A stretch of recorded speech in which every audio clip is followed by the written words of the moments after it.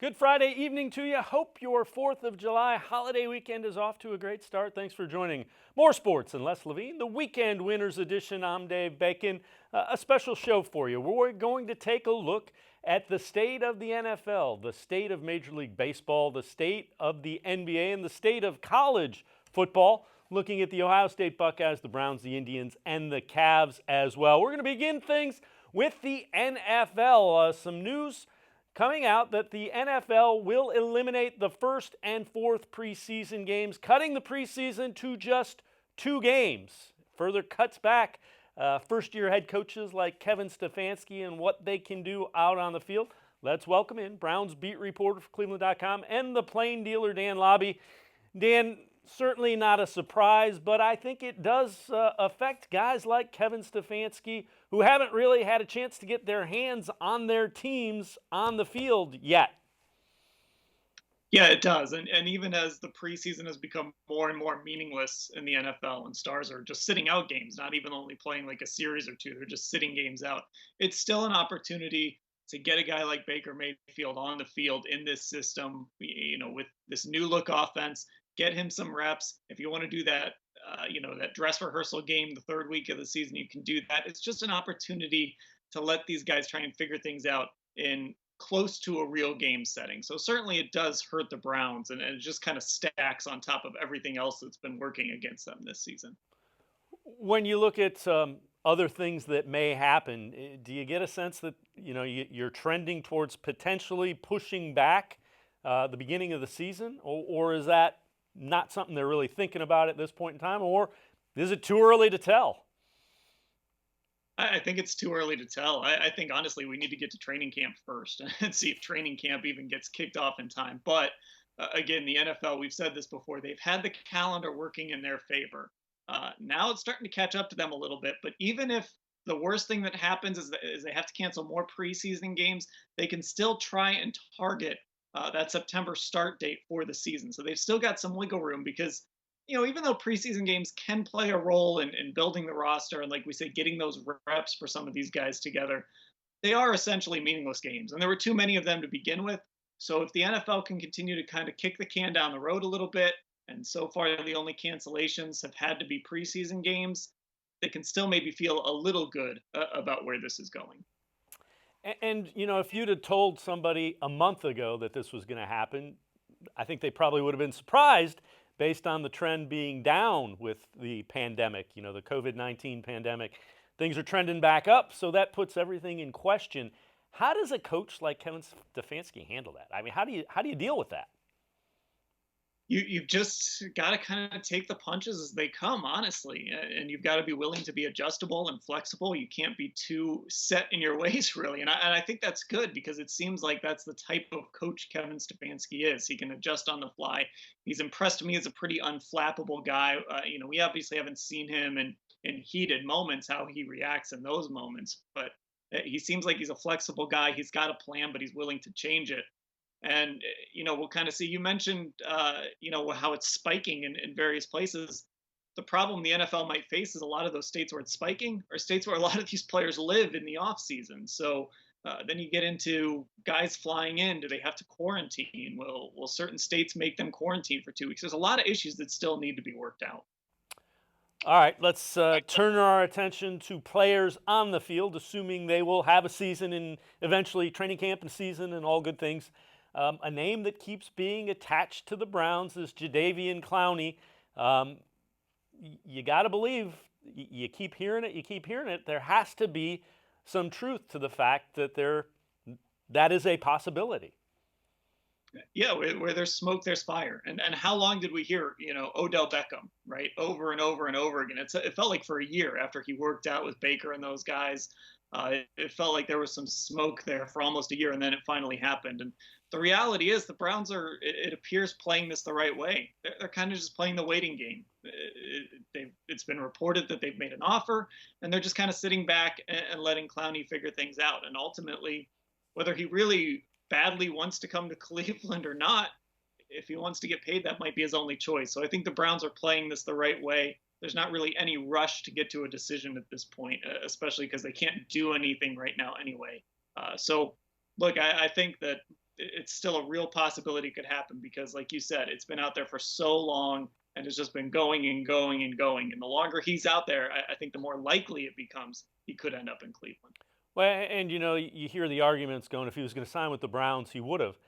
You can say that about anybody. If he was going to sign with the Cowboys, he would have. If he was going to sign with the Eagles, he would. If he was going to sign with the Titans, he would have. That argument doesn't hold water. Does he make the Browns' defensive line significantly better, do you think? Yeah, he does. His ability as a run stopper, that's really his strength. He's really good there. I think he would look good on the other side of Myles Garrett. But even as a pass rusher, if those sack numbers aren't high, when you just watch him, you see him get into the backfield. You see him impact the quarterback. And when you combine that with guys up the middle where they're trying to add pressure, and then you've got Myles Garrett on the other side, you can really make a quarterback uncomfortable. So I think Jadeveon Clowney, as long as it's not an excessive deal, if it's a 1-year deal or maybe a 2-year deal with an out after a year or something like that, I think he's a risk worth taking because he does make this line better. And the other thing is the offensive line, and particularly the quarterback, is going to know where he's lining up, and they also have to know where Myles Garrett is lining up. Another name that keeps creeping in is Everson Griffin. The folks in Minnesota have been out. Minnesota beat reporters are saying he should just re-sign with the Vikings. Well, he opted out of a multi-year contract because he wants to go and test the free agent market and hadn't been able to visit places. Again, is that another guy that you think is a legitimate possibility for the Browns? I would have a lot of interest in Everson Griffin. I think he's still a good player, and he had a really good year last year. He's a veteran guy. He's been in the playoffs before. He knows how to win, and I think that's good for a football team to have guys that have kind of been through those battles and been through a long season and know what it takes to take that next step from being, maybe a 7-9 middle of the road team to being a 10-6 or an 11-5 team. I think that stuff matters, and he's still a good player. The Browns did sign a veteran in Adrian Claiborne to a 2-year deal, so he's still in the mix. Everybody kind of forgets about him, but I say the more pass rushers, the better. And if Everson Griffin wanted to come here, you couldn't add him and Clowney. But if Clowney decides to go elsewhere and you have to settle for Everson Griffin, I wouldn't have a problem with that. Now, if they do sign one of the two, does it make Olivier Vernon somebody that they move on from, or they have enough cap space? If it's a 1 or 2 year deal, they can probably fit both of them in as long as there's an out. They probably could, but I don't know if they would keep both. I think the issue with Vernon, of course, has always been his health. He just hasn't been healthy the last few years. And last season, of course, he missed a bunch of playing time when he got hurt in Denver. So I would think that if they added a guy like Jadeveon Clowney, he would probably get the money that's supposed to go to Olivier Vernon. His contract actually doesn't get guaranteed until a week before the season starts, so they have a lot of time for that. So if they want to pay Jadeveon Clowney $15 million, they probably wouldn't also pay Olivier Vernon $15 million. I think that's an either-or situation. Same thing with Griffin, or is Griffin a little different because he's probably not quite the $15 to $18 million a year? Right. It probably just depends on how much money you'd have to pay him. If you can get him in here, and I don't know how realistic this is, if you get him in here for, say, under 10 or close to 10, maybe you would kind of run that back with both of those guys. But I don't think you can have Clowney and Vernon together. Let's shift gears. Let's move to the offensive side of the football. We've heard that Kevin Stefanski's offense likes to run the football. You got Nick Chubb, you got the two guards that are new, and they like to throw the tight ends, and they like to run 2 tight end formations. The question that kind of pops into your mind is Odell Beckham going to be happy in that kind of offense? Do you think it's possible to keep Odell Beckham happy in the type of offense that traditionally is run by Kevin Stefanski? Right, so one is you look at a guy like Stephon Diggs and you look at the year he had last year, and he was really good. And the Vikings threw the ball down the field a pretty fair amount. According to PFF, they were in the top 10. Kirk Cousins was in the top 10 in deep pass percentage. So there's going to be some opportunities to throw the ball down the field. Now, the other side of that is Stephon Diggs was just never happy, and now he's in Buffalo. So I don't know if you look at that as him just not being happy. He wasn't getting the ball enough. If he's just kind of one of those types of wide receivers that's never going to be happy in any situation, or if it really was the offense. But I think there's opportunities for a guy like Odell Beckham, especially when you consider, you look at the rest of this receiving core. Odell is really good at catching slants, catch and runs, things like that. But he's also a downfield threat, as we know. And I don't think there's a lot of other downfield threats in this receiving core. It's really Odell Beckham as that guy that can get down the field and get your deep passing game going. So I definitely think there's a way to keep him happy in this offense. Do you get a sense that winning cures a lot of a lot of things with, particularly with Odell Beckham? I think when they're winning, everything else kind of falls into place for guys like him that are competitive. And these guys also know. Look, last year when guys were complaining about not getting the ball, the team was a disaster, and everybody knew it, and fans were going to take their side. If the team is winning, and then you're sitting there and you're complaining that you're not getting the ball or you're not getting opportunities you want, fans are going to turn on you very quickly. So in a lot of different ways, winning can kind of cure things. It can obviously make you happier because you're winning, but also you understand that if your team is winning but you're complaining, it's not going to be received very well. Last thing I'll ask you before I let you go, what do you make of training camp? How drastically different do you sense training camp will be in 2020 for the Browns? It's going to look completely different. And I know there's talk of maybe smaller rosters, so you might not have 90 players.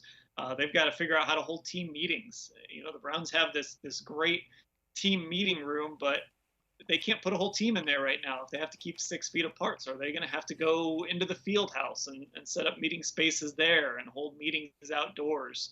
Are they going to have to divide locker room time? So maybe the offense gets to be in the locker room at this time and the defense gets to be in the locker room at this time. Never mind practices.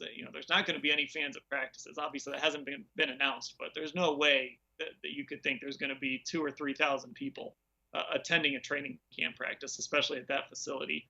I don't know how much we're going to be able to watch as media members in person. So it's going to be a very different looking training camp, and they've got to figure out how to do some of this competitive stuff because you have to be competitive in camp. It's the one time when you can put the pads on, go head to head, hit each other, and kind of figure out who's who. They've got to figure out how to do that and do it in a safe way without an outbreak happening on the team.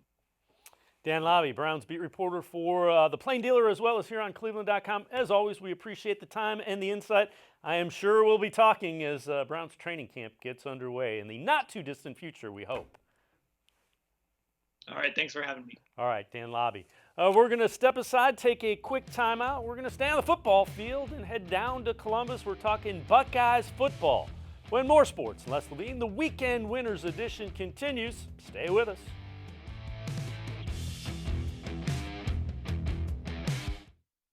Presque Isle Downs and Casino has sports betting. Use one of our 50 state-of-the-art Bet America kiosks to place your bet and watch your favorite games on one of our many HD televisions or visit our sportsbook area. Only at Presque Isle Downs and Casino.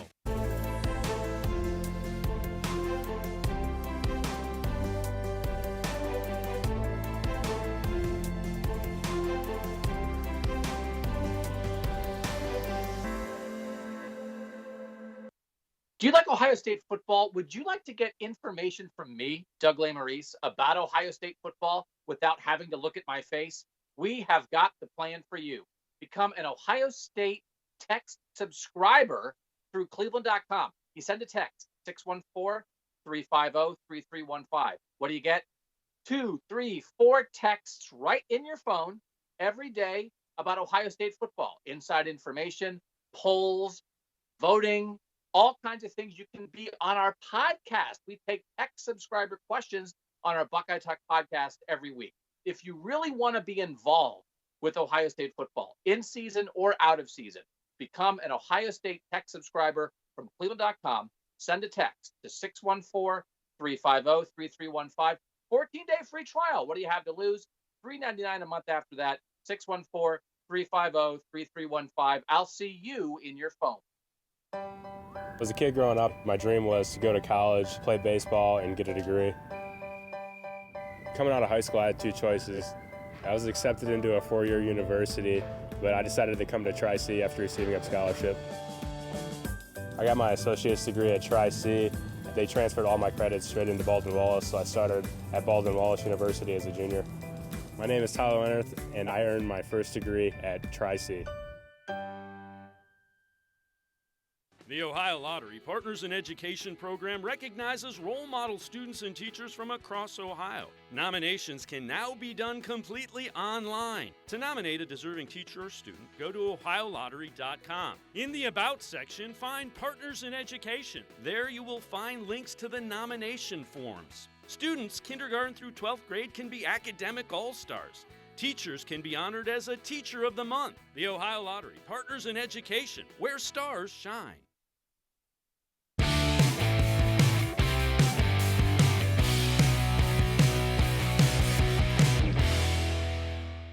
More sports and less Levine. The weekend winners edition continues. We're going to stay on the football field and transition over into college football. The Ohio State Buckeyes hoping to get ready to play this fall, as are all the college football teams. Let's welcome in Stephen Means. He's the Buckeyes beat reporter for the Plain Dealer and cleveland.com. And Stephen, what have you been hearing so far? Is everything on target to have Big Ten football down in Columbus with the Buckeyes this fall? Yeah, right now, nothing's changed. We should just be going as normal. Obviously, players are back on campus going through voluntary workouts. Those involuntary workouts will be beginning sometime in July. But right now, everything's as normal. The difference between Ohio State and maybe Clemson right now is Clemson has released the number of people who have tested positive for coronavirus. Ohio State hasn't released that information as of yet. But as of right now, yeah, things are going as planned. We'll see how this next month goes as things in the real world spike up and spike down, and see how things change from there. Who are some names we should keep an ear out for once things get serious and they start preparing for the season? Maybe some guys that are stepping into roles that you expect to do well this year. Garrett Wilson. If you're listening to Buckeye Talk, I am all in on Garrett Wilson. He's moving into the slot, which opens up a whole new way that Ohio State can use slot receivers and just as H-backs who you hand the ball off to or throw crossing routes to. He's a downfield threat. We saw in the Clemson game the catch he made and the catches he made throughout the season. I am all in on the fact that he takes a Jamar-type jump that Jamar took for LSU last season. I'm all in for that. And I think he might end up being one of the better receivers Ohio State has ever had come through here by the time he's all said and done, and probably a future first-round draft pick. But Garrett Wilson, keep an eye on him, as well as Zach Harrison, the same recruiting class, 2019. The guy who's supposed to be the next guy in line as the Chase Young, Nick Bosa, Joey Bosa type of guy who's a top 10 draft pick. He'll be a sophomore next season. Those are two guys to keep an eye on. But Garrett Wilson for sure. Keep an eye on Garrett Wilson the whole time he's here. Now, a guy in the recruiting class coming in next year is making some names nationally as well, and he plays quarterback. So Kyle McCord really shined in the Elite 11. Those are the top high school quarterbacks in the country that they take, and they have a camp. Tell me a little bit about what you have heard about the Elite 11 camp that Kyle McCord had. Buckeyes recruit as a quarterback out of Philadelphia. Yeah, it was kind of condensed this year because of the coronavirus. It was only 3 days. The first day he was there, he was a little shaky. And so when the initial rankings came out, he was number 8, which is still a part of the Elite 11 group. But when you're talking about a 5-star guy who's one of the top 3 quarterbacks in the country, you would expect that to be a little bit higher. And then he took off on day 2. On day 2, they put the quarterbacks through a pro day, just like they would with any NFL draft prospect at quarterback. They have meetings with the coaches, they go through interviews, and then they have an on-field performance. And he put up a score of 45, which is the second highest ever. And the first highest ever is C.J. Stroud, also a Buckeye. He put that up in 2019 on his way to being the MVP and kind of pulling his recruitment up and getting an Ohio State offer and ending up in Columbus. But that second day, he took home the highest score of this year, jumped up to number 3 in the rankings, and initially just made the Elite 11 squad. This is the second straight year Ohio State has had a guy in the Elite 11, and the 4th time overall that a future Ohio State quarterback has been enshrined into the Elite 11, and the others being Tate Martell, who, of course, is transferred to Miami, but then Dwayne Haskins, C.J. Stroud, and then Justin Fields. But, yeah, this is a 5-star quarterback who's going to come in here and battle it out with Jack Miller and C.J. Stroud and could possibly lead Ohio State to a national championship as a true freshman if he wins the job. And again, it's a pretty big deal when you're honored as one of the top in that. I mean, those guys usually have success at the college level and even sometimes beyond. Yeah, and here's the deal. We're living in a world now. We saw it with Tua. We saw it with Jake Fromm get to the national championship game. We saw it with Trevor Lawrence, where if you're a 5-star quarterback, if the opportunity for you to start is available, you are going to take that. Bryce Young at Alabama is going to battle Mac Jones to be the starting quarterback there. DJ Uiagalelei obviously won't start over Trevor Lawrence, and Stroud won't start over Justin Fields, but that's because they're behind generational talents. If there's an opportunity for a 5-star quarterback to start, and it's in one of those top 5 college football programs, the expectation should be, I'm going to come in here and win the job, and we might just win a national championship. Now, you mentioned Tua, you mentioned some of the Alabama quarterbacks. That's got to be on Ohio State's radar. The Buckeyes will be playing Alabama home and home 2027 and 2028. Buckeyes have really loaded up the next few years, those first games before they get into the Big Ten Conference, and Alabama just continues that trend down the road. Yeah, Alabama putting Wisconsin on the schedule, Texas on the schedule, and of course Ohio State. The big thing here is these aren't neutral site games. These are home and home at somebody's actual stadium with actual fans being involved in. And that's the big thing here. And the other interesting thing here is this is 7 years out in advance. It's still a big deal because it's Alabama and Ohio State. But the interesting thing is, will Nick Saban still be coaching? He's in his mid-60s right now. He'll be in his mid-70s by the time this game rolls around. And does Ryan Day continue this level of success he's been on, both on the field and in a recruiting trail to? Is he gone by then? Does Bill Belichick retire and New England Patriots come calling him in 2025 or something like that? So, yes, this is a big deal because Alabama, we never thought they would come this far north and play Ohio State, but here we are. They're going to go down there, and Ohio State's going to go down there, and Alabama's going to come up here. A big deal, but it'll be interesting to see how much changes between now and when that game is actually played. Do you think the college football playoff has kind of allowed teams to go out and play these big games because 4 teams are going to make it in, and it's that one loss doesn't necessarily eliminate you from a national championship run? Yeah, I think there's bad losses and there's good losses. And if you're playing teams like Alabama and Georgia and Notre Dame, well, that's a good loss because those teams are constantly top 15 teams in the country. That's better than losing to Purdue or to Iowa. But also, I think it kind of opens the door to maybe going to 8 teams because if all the best teams in college football are scheduling home and home series against each other, there's not going to be a lot of undefeated teams out there. And so I wouldn't be surprised if over the next 5 to 10 years, we go from 4 teams to 8 teams where all the conference champions get in within 3, at-large teams, maybe another SEC team or another Big Ten team. Stephen Means, as always, we appreciate the insight on the Buckeyes and college football. Stay safe, and I'm sure we'll be checking in with you as we get closer and closer to Buckeye camp opening. Thanks for having me, guys. All right, Stephen Means, Buckeye beat reporter here on cleveland.com and in the pages of the Plain Dealer as well. Time for us to take a quick time out. When we return, we'll talk Cavs with Chris Fedor. More sports and less Levine. The Weekend Winners Edition continues. Stay with us. We'll be right back.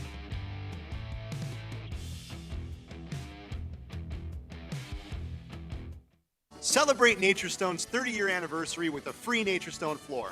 During 2020, we will be giving away 30 free floors to 30 very lucky customers to say thank you for making NatureStone the best concrete flooring solution for garages, basements, and more. Call or visit naturestone.com today to register to win, and we'll send you a copy of our new buyer's guide absolutely free. There's no purchase necessary. Winners will be chosen monthly. With over 30 million square feet installed for more than 60,000 customers, it's easy to see why I always say it's not just a floor. Wow, it's NatureStone.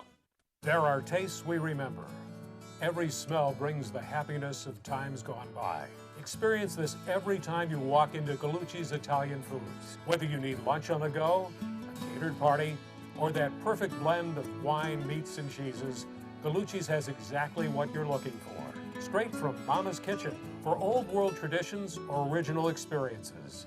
From the tastes you remember to new flavors you'll never forget. Gallucci's is a tasty branch of your family tree.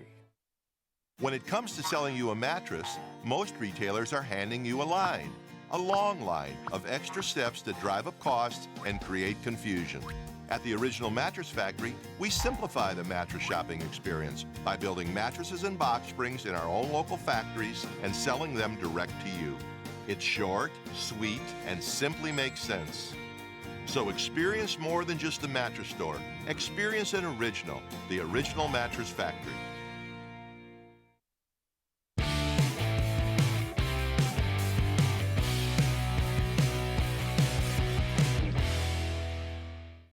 More sports and less Levine. The Weekend Winners Edition continues, and we move to the NBA and the Cavaliers. Cavaliers, one of the 8 teams that will not be restarting the season in Orlando. Let's welcome in Cavs beat reporter for cleveland.com and the Plain Dealer, Chris Fedor. Chris, there was some talk that the 8 teams not involved in the restart in Orlando wanted to practice and have the Elite 8, as they were calling it, tournament. They can't make mandatory practices. How does that all stand right now? Well, it's really, really tough because these teams have to negotiate with the players, and the NBA Players Association has to determine what these teams are allowed to do and what they're not allowed to do. Look, in normal circumstances, they would say your season's over, but this isn't a normal circumstance. So the sense that I get from talking to the Cavs is that there is a belief that they're going to be able to do something. It's just nobody knows what that something is. Maybe it turns out to be scrimmages against teams close to you in market. I know that the Cavs have talked with the Detroit Pistons, Chicago Bulls, New York Knicks about those kinds of things. Maybe it's some kind of get-together like OTAs that you often hear in football. Maybe there's something like that they can do in basketball. But a tournament of the excluded, it's going to be really, really difficult to get the Players Association to agree to that sort of thing. Because for some of these teams, the season is technically over, and some of these guys are technically free agents. And the flip side of it is the teams want the players that are under their control to play or do something basketball related. Otherwise, it's going to be a year layoff before they get back to playing basketball.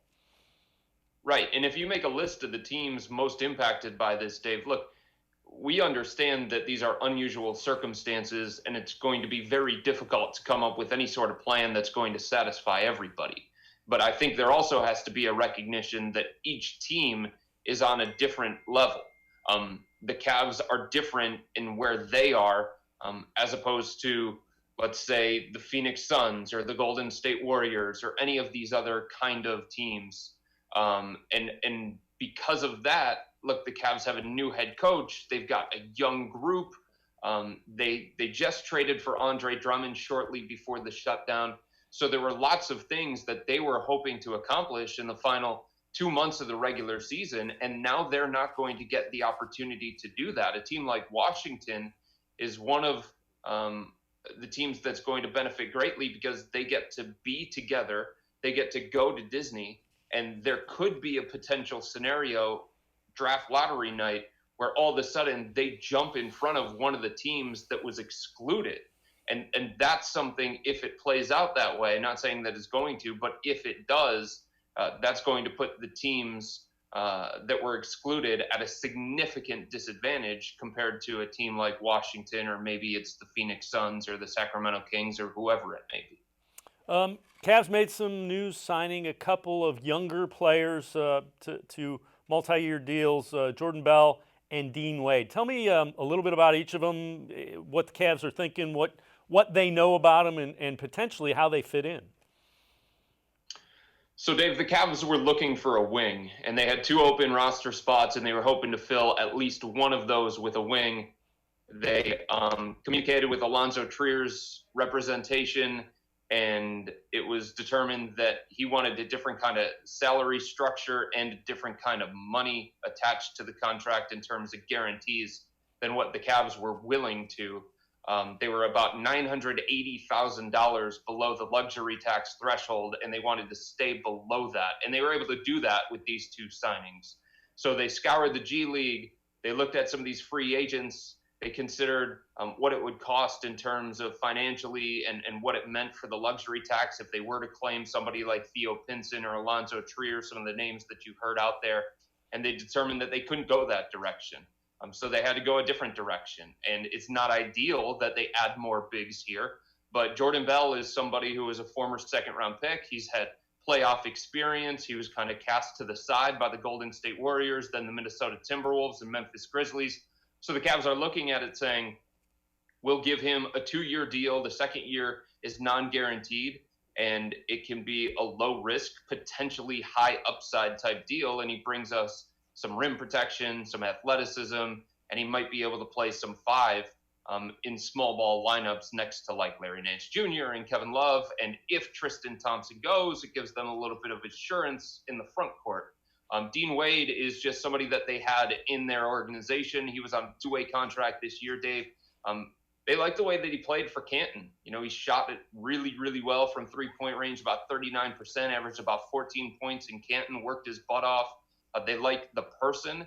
And the Washington Wizards were one of the teams that was interested in taking him away and signing him, so that the Cavs decided to, I guess, block that, make sure that they hung on to him. They gave him a 4-year deal, but 3 of the years are non-guaranteed. So if these guys don't make the roster, if they decide, the Cavs that is, if they decide that they want to add different pieces next season, going into next season, then they don't lose anything with these signings.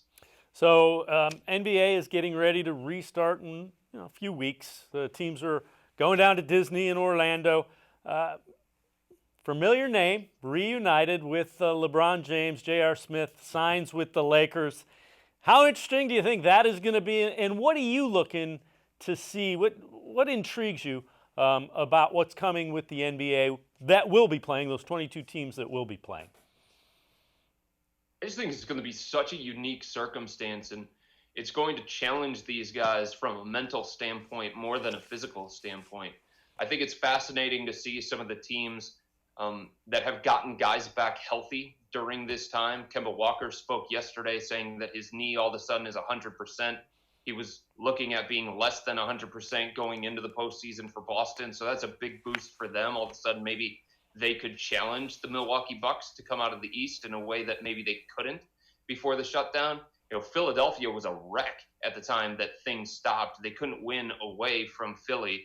All of a sudden, they get Ben Simmons back healthy. That's such an advantage for a team like that looked like they were going the other way, and it was going to be tough for them to be in peak form going into the postseason. Now, all of a sudden, they become a dangerous 5-6 seed, something along those lines. So I'm going to be watching for that, Dave, and I'm also going to be watching to see like the kind of form that these guys are going to be in, the kind of rhythm that they're going to be in. For many of these guys, they have lost basketball in the way that they were used to for the longest stretch of their entire lives. And it's going to make it very difficult for them to just go right back into the form that they were in before the shutdown. So it's going to be a challenge for all of these teams. And anybody that wins this championship, it is going to be one of the most difficult and I would say one of the most respected championships that you could earn, because the circumstances surrounding this are extremely tough for every team involved. As for J.R. Smith, Dave, I have no idea if he can play. You know what I mean? Like, he was one of the worst players in the entire NBA for the final 2 years, and that was before he took 2 years off. And now all of a sudden he's going to go to the Los Angeles Lakers, and he's going to be in a playoff environment and trying to help them win a championship, and he might have a significant role by default because they need somebody that brings those kinds of traits that JR has brought in the past. It's just, can he still play? I have no idea. I don't know how the Lakers could know that either. Yeah, I mean, you bring a valid point. This is almost like, it's almost like March Madness on steroids, the way they're doing this. And there's no home court advantage. There's no fans. So that's going to be an entirely different dynamic as well. It's all kind of neutral site. Right, and the other thing is the routine that they're used to during the playoffs, the resources that they're used to during the playoffs, the mental escape that they usually have, whether it be with their family or being able to go to a golf course or any number of things that they do to kind of decompress, because the playoffs are such a grind and they take such a toll on you, both physically and mentally. They're not going to have those kinds of things. So they're not going to have the support system that they're used to. So many people talk about the physical, and I agree, that's going to be a challenge for these guys, especially because they've been without basketball.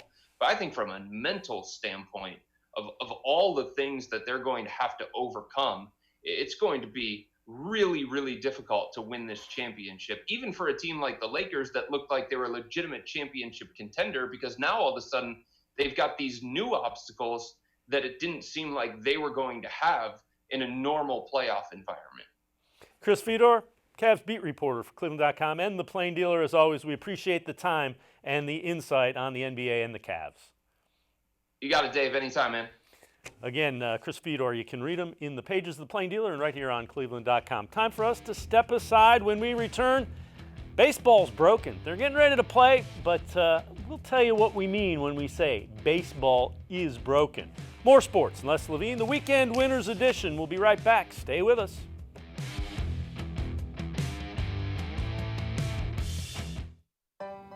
As a kid growing up, my dream was to go to college, play baseball, and get a degree. Coming out of high school, I had two choices. I was accepted into a four-year university, but I decided to come to Tri-C after receiving a scholarship. I got my associate's degree at Tri-C. They transferred all my credits straight into Baldwin-Wallace, so I started at Baldwin-Wallace University as a junior. My name is Tyler Leonard, and I earned my first degree at Tri-C. Well, hello, everyone. Let me tell you a little bit about Brown's Football Insider. For only $3.99 a month, you can get texts sent right to your phone each day from me, Dan Labbe, Scott Pasco, and Ellis Williams. In addition to that, you'll receive a Football Insider newsletter every day with special things from us, things that you won't see anywhere else on the site. You'll get breaking news, analysis, features, film breakdown, and things like that. Texting us directly gives you a great chance to cut through the clutter of Facebook, Twitter, other social media, and avoid the trolls. Also, it's the only way to get your questions on the Orange and Brown Talk podcast. So why should you sign up? Try a 14-day free trial. You can cancel at any time. All it takes is one text, but you won't want to cancel. We have hundreds of subscribers join us over the last year. They love it and have stayed with us. We're seeing the Football Insider community grow every week. And it's only $3.99 a month, which is less than 14 cents a day. What I like most about Football Insider is the opportunity to connect with you one-on-one and really communicate with you. So how can you become a Football Insider?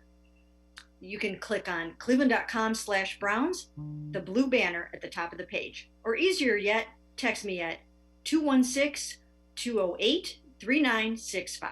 Again, that's 216-208-3965.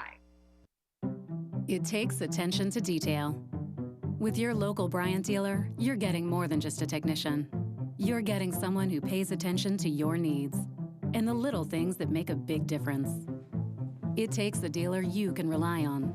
And to keep your family warm this winter, here, let me show you how this works. It takes Bryant. Bryant, whatever it takes. And to keep your family comfortable, it takes Smiley One Heating and Cooling. Find them at smiley1.com.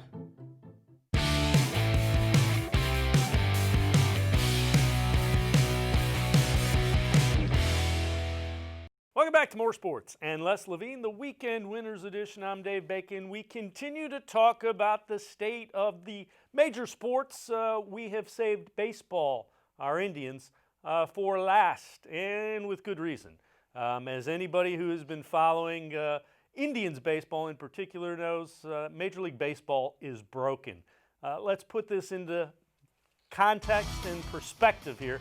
This is the salaries for the payrolls for all of the 30 Major League Baseball teams. Yankees have the highest payroll at over $250 million. Dodgers are 222.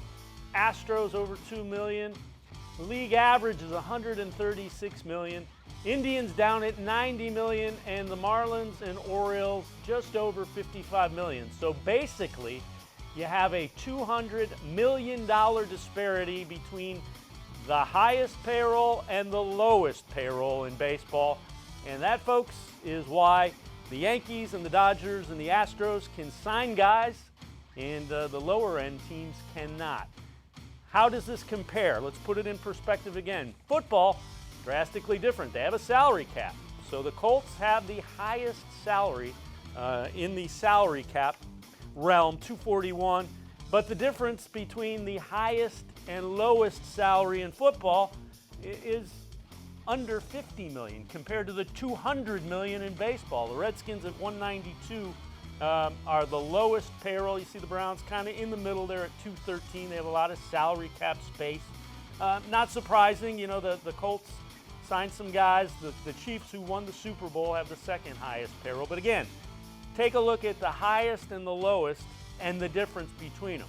Let's shift gears again. Basketball, NBA. This one's a little surprising. The Portland Trail Blazers have the highest payroll in basketball, and the lowest is the New York Knicks, but there's only a $27 million difference between the two. You see the Cavs with a high payroll, in large part because they had the pieces when they still had LeBron James with Tristan Thompson. They signed Kevin Love, but the bottom line is $200 million versus $50 million versus $27 million. That tells you the level to which baseball is broken, because teams are not constructing rosters that are equal. Let's welcome in Joe Noga, Indians beat reporter for cleveland.com. Joe, I knew there was a disparity. I didn't know it was quite that great, but it explains a lot of things, and nobody gets more frustrated about it than Cleveland Indians, who develop young players like Francisco Lindor, only to see them sign big-ticket free agent contracts with the bigger market teams. Right. You get a situation where teams like the Indians, teams like the Tampa Bay Rays, who are excellent at developing their young talent, and particularly are proud of their player development systems, because that's the only way that they're going to win is by developing their own talent. Well, those teams end up serving basically like minor league systems for these Yankees, Red Sox, Dodgers, Astros to a degree, that are willing and able to spend, and it's based more on what their ownership groups are able to put forward. When you look at the Indians, the Dolan family, that's their only business. The Indians are their family business, whereas you've got other teams where the owners might necessarily own major corporations or be CEOs or on the boards and be making their money, their main source of income from another place, and able to absorb losses when it comes to baseball. Well, the other thing that's drastically different is a major source of income is local television revenue. Yankees have a network. Dodgers have a sweetheart deal with what was Time Warner Cable Sports Channel, is now Spectrum. Those are both well over $100 million, and in some instances $200 million. But again, it's based on the size of the TV market and what they can generate based on that. And until they level that playing field a whole lot more than it is, you're going to have the inconsistencies. It makes no sense for a team to spend $30, $40, $50 million a year, and that's where that was headed, based on the fact that if you want to pitch around a positional player, you can roll the ball up there, put him on first base every time he hits. Right. Teams like the Dodgers and the Yankees are able to go out and sign players to these $300 million 10-year contracts. And even if they don't work out, they know that they've got that money coming in based on their television markets and where that money is coming from. That's not going to change over the years. The Indians operate in a market that continues to decline in Cleveland. The ratings are nowhere near what you can charge for in terms of national markets like Chicago, like LA, and all that. You've got a player in Francisco Lindor who is ultimately marketable, but this is a failure by baseball that they can't market players like Lindor, like Mookie Betts, like Mike Trout. The East Coast fans don't know Mike Trout other than, well, he's statistically the best player in baseball. They don't get to see him play on a regular basis because his games start at 10 p.m. on East Coast time. Major League Baseball has failed to market their players, and that's another reason that adds to sort of this disparity in teams being able to generate revenue from television contracts. What is keeping some of the smaller market teams, anything has to have 3/4 majority. What's keeping the smaller market teams from, rebelling, for lack of a better term, and saying, we need to have a system where everybody has at least in the same zip code as far as payroll goes? Well, they have a luxury tax threshold. I believe it's in the $200 million range, and the Yankees are consistently above that. You saw what happened with the Mookie Betts trade to the Dodgers, that the Red Sox were under a mandate, get down below that luxury tax threshold, and they did that this offseason. It's funny to see how teams operate within the financial restraints that they have. The Indians are actually really good at maneuvering within those constraints. Chris Antonetti and Mike Chernoff are among the best front offices in all of baseball in sort of keeping the train moving and keeping the remaining competitive with the players that they have, and moving, and sort of that shell game of moving the big contracts that they do bring in or sign. It's why you saw Corey Kluber moved to Texas in the offseason. It's why you've got Carlos Santana on the roster right now with a $17 million option for next season that is not likely to be picked up. When you look at what happened as far as the agreement that they finally came to, it wasn't really agreement, as it was in the 60 games was imposed by Manfred, the commissioner. Collective bargaining agreement will be negotiated in a couple of years, and I think you got just a glimmer that this is not going to be pretty. It's going to be long. It's going to be drawn out, and there might be no baseball coming up without a strike or a work stoppage coming up in just a year and a half, 2 years. Right. The conditions and the environment are not good right now, and moving forward towards that collective bargaining situation after the 2021 season. Tony Clark and Rob Manfred have been in a room together, and even the result of that, they thought they had Manfred thought they had an agreement, and Clark took it back to the players, and the players sort of held firm about the prorated salaries for this offseason or this return to play.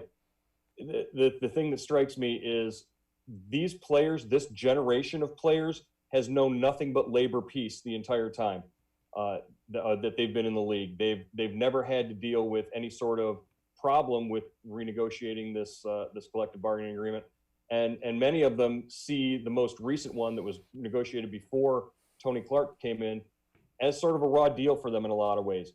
So yeah, I think the future is kind of scary for at least the fans, and the prospect of not playing games in early 2022 because of some sort of holdout or lockout.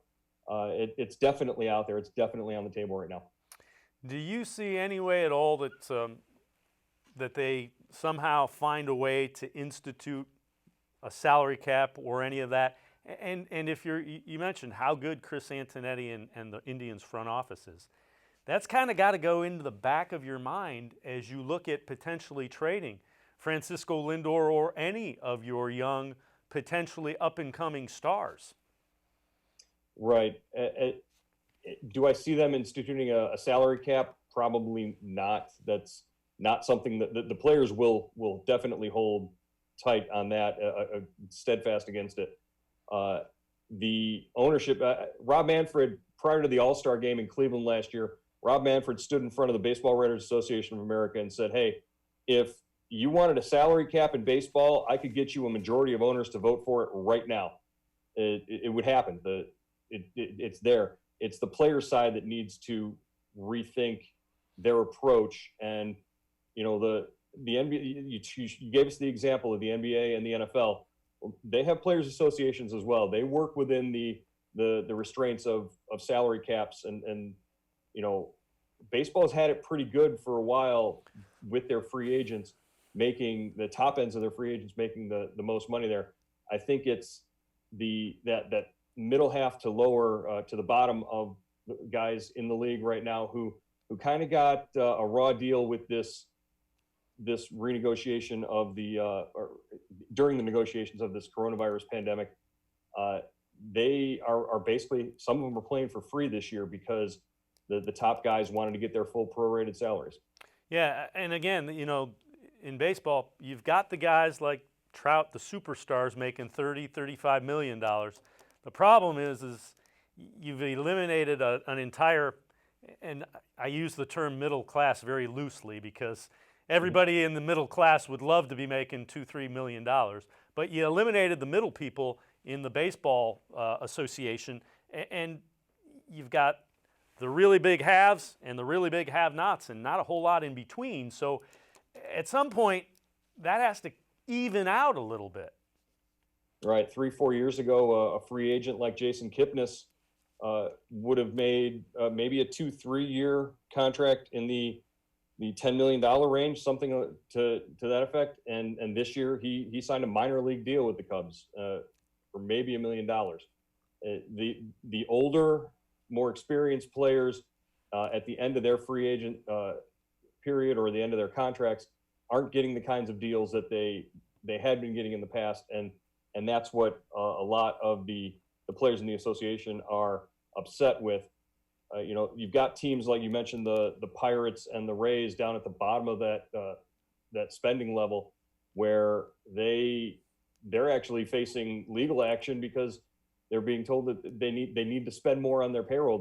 Whatever funds they got from the luxury tax and the profit sharing that way, they didn't invest in signing players, and the Players Association was upset about that. Well, Joe Noga, the Indians beat reporter from cleveland.com. As always, we appreciate the time and the insight. Again, Indians getting ready.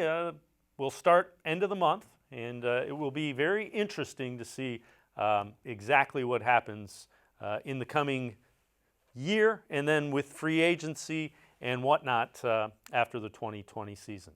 That'll do it for this edition of More Sports and Less Levine.